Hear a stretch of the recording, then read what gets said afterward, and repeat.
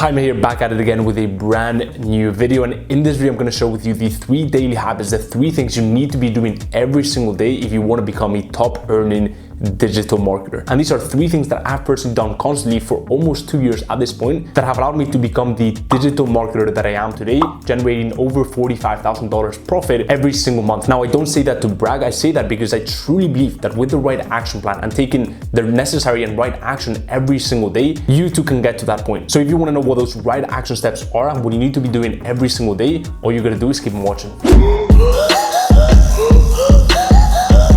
So the first daily habit that you need to put in place is constantly be learning about your specific area. Now, before you even start learning, it's very, very important that you pick one vertical within the digital marketing space.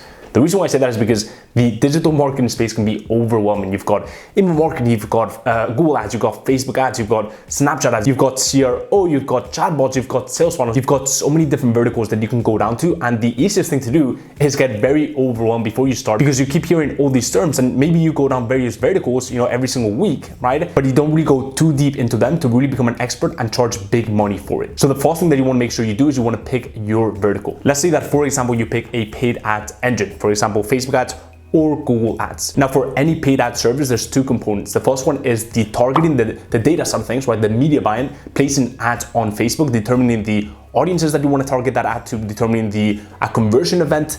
So for example, are you going for website conversions? Are you going for app installs? Are you generating leads? What are you trying to do with that ad? And who are you targeting that ad to? Obviously, we could get a lot more granular, but essentially that is the gist of it.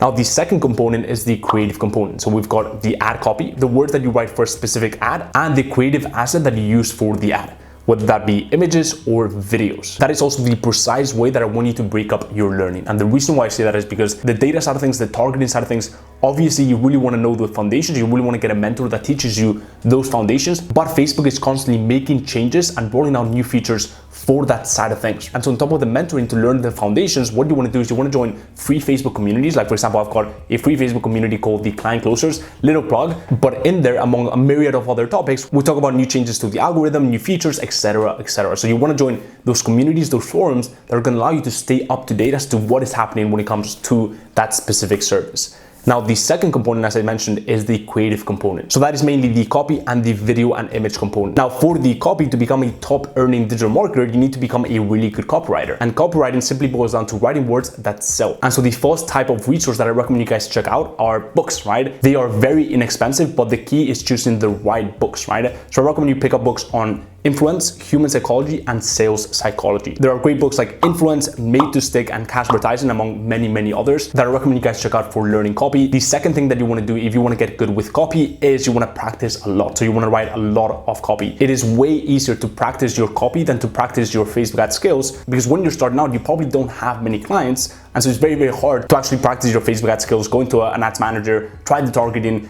put money behind it, and see how the market responds. That is also one of the reasons why, for those of you looking to start your own agency, I talk a lot about the fact that you don't have to be the person that delivers the service, because you can use value arbitrage and get someone in your team who absolutely loves Facebook ads, has spent over 100K on Facebook ads, and has spent maybe 5-7 years doing Facebook ads. So it's really important that you practice your copy as much as possible. And the third thing that you want to do is you want to get feedback on that copy, whether that's from a mentor, a friend who's also into copywriting, or just feedback from the market. And there's so many free ways that you can get feedback from the market. If you post on Facebook groups or on your Facebook feed, see how people engage with that, see how people interact with that type of copy. And so you can get a really good pulse on what style of copy actually resonates with the market. So that is the first habit that you want to make sure you put in place to become a top earning digital marketer. You constantly want to be learning and developing yourself. So without further ado, now to the second habit. The next daily habit that has helped me tremendously is making that gray like button turn blue on the videos that I'm finding value from. But in all seriousness, it helps a ton with the algorithm, the whole channel, and so I really appreciate it. So I'll wait for you to do that right now. And with that being said, let's get back into the video. The second habit you need to put in place to become a top earning digital marketer is you always want to be testing. You want to fall in love with the numbers and the data side of things every single day for around 30 minutes to an hour. I'm just looking and learning from the data, thinking of ways that we can split test even more variables so we can learn even more from data And it's this repetitive cycle where you're testing things with the market, seeing what works, and then iterating and optimizing to find the absolute best and winning formula. And that's really one of the big difference that I see between top earning digital marketers and digital marketers that really struggle in the space. The main difference being that the former are in love with the data side of things. They are data driven. They're constantly making decisions based on the data, not just based on what they feel like that day and what they had for breakfast, right? And they're constantly testing new things to find the best winning formula. The people that are not high performers, they may be doing email marketing for clients and their number one goal is to just get a campaign out, right? Or get the job done without actually being data driven. So getting practical for a second, let's just say that you are doing email marketing, right? You can test a wide range of different variables. You can test the subject lines. You can test the copy, right? You can go for a more curated professional look with a lot of images and cool GIFs, or you can go for a more raw, just plain text type of email, right? You can test different call to actions. You can test different senders, right? You can test a wide range of key variables to find what combination of those variables work the best. If, for example, you're doing conversion rate optimization, there's so many different things that you can tweak, right? You can look at the different fonts on the website. You can look at the different colors of buttons. You can make certain fonts bold. You can test a one-click versus two-step checkout process. You can test a wide range of key variables. My point here is you need to become obsessed with data. Even to this day with my social media marketing agency, where I have incredible team members that do the service delivery for our clients, I'm still taking a look at the data for every single service we offer, for Facebook ads, for email marketing, for Google ads, even for SEO, to number one, find patterns that maybe my team members have missed because they are at the end of the day human as well, right? And number two, to be the most updated on the performance on the numbers that we're getting for each client at my social media marketing agency. So that is the second daily habit that you want to put in place. And now to the final and one of the most important habits. The third and final habit that you want to make sure you put in place is marketing yourself.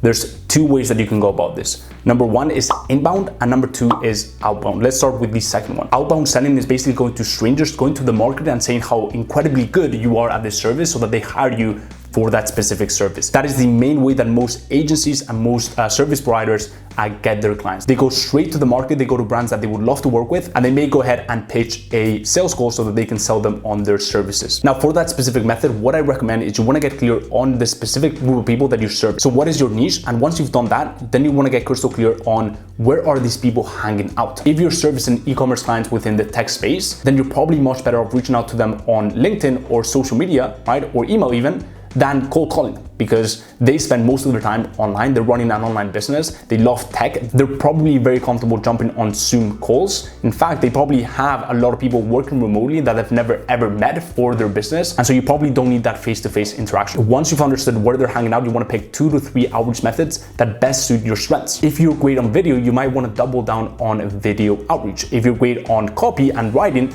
then you might want to double down on emails and cold message. I could talk about this for hours, but what I recommend you do is you go ahead and you check out my free training on how to sign and keep 4-figure clients. There's absolutely no paywall, and in there I share with you templates, scripts, actionable strategies for your outreach to sign and keep clients for your service. So that is the first strategy. That is the outbound strategy. The inbound strategy is letting the results speak for themselves. So what you can do is once you start getting results for your clients that you start signing, you go ahead and you post the results on either your Facebook feed, right? And you start adding people within your niche so that they see your post, or within Facebook groups that have close affinity to your specific niche, so that prospects see those results and you're gonna get people coming to you because you're putting out content, you're putting out and showcasing your results. You don't have to be an influencer or a huge personal brand to do this and to get results. So that is the first way that you can do this. And the second way is once you've gotten client results for 4, 5, 6 months, and you can see that you've got a really, really good partnership, really good relationship with your clients because you've been following my advice of creating an incredible client ecosystem and client experience, then you can just pop the question and ask if they can give you feedback or a little testimonial that you can use to sign clients way easier because you have that social proof. So that is the second way that you want to do the inbound strategy, by using your clients' feedback, testimonials, and potentially even referrals because your clients are so freaking happy with your service. So those are the 3 daily habits that you need to put in place to become a top earning digital marketer. To recap, we've got number 1, constantly be learning, right? And do not just learn about a bunch of different services. Narrow down, pick your vertical, and then go really deep so you can become an expert and charge good money for your services.